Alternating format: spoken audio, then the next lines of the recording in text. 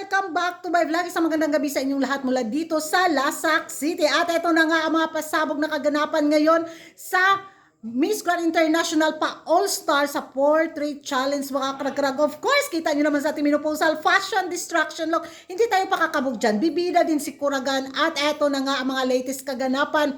Magiging reaction ko nung napanood ko talaga siya, napabilib talaga ako kay Uncle.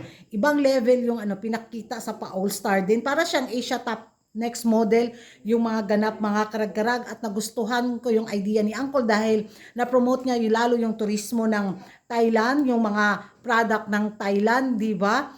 At yung culture ng Thailand, grabe, ibang talaga, business is business talaga si Uncle. Yung ikagaganda ng bitaw, turismo ng Thailand, ay, wala. Habang nag-upgrade ng upgrade lalo yung mindset ni Uncle sa kanyang business sa papageant. At isa nga dito ang pa All-Star na kung saan, nung makita ko bitaw yung mga finishing photoshoot na mga kandidata, ay, ganda.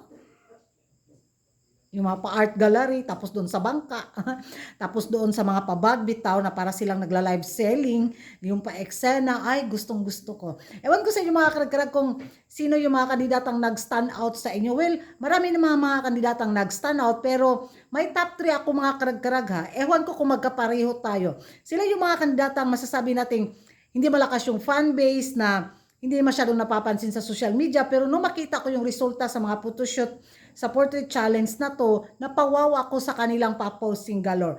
May kakaibang, bitaw, hatak sa akin yung mga picture nila mga karag-karag. At ewan ko sa inyo kung magkapareho tayo. So silang tatlo yung nagustuhan ko na portrait na masasabi kong nag-stand out para sa akin.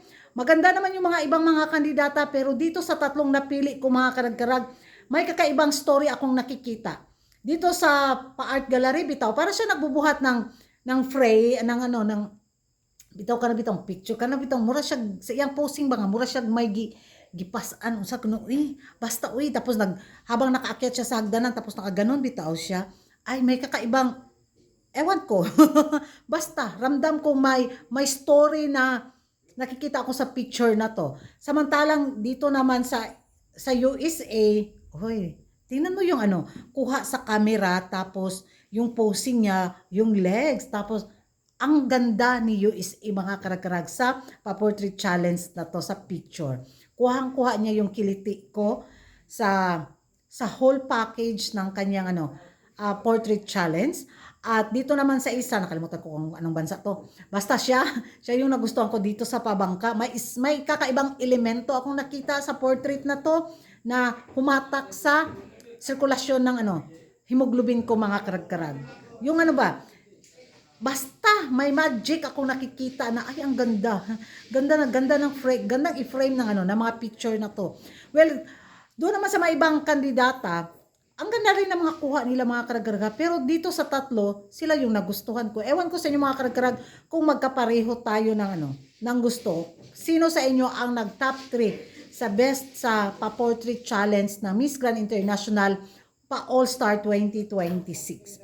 At ano yung rason nyo mga karag-karag kung bakit nyo nagustuhan yung mga pa-portrait sa top 3 na to? Ako nasabi ko na hindi ko lang talaga ma-explain ng maigi kasi bubo man tayo sa ganyan. Chismis naman yung panikuragan. Basta yung tatlong to is mahilig kasi ako sa mga sa mga frame bitaw. Oh. So yun lang yung rason ko.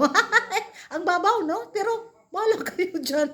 Magrespetuhan na lang tayo ng opinion at idea.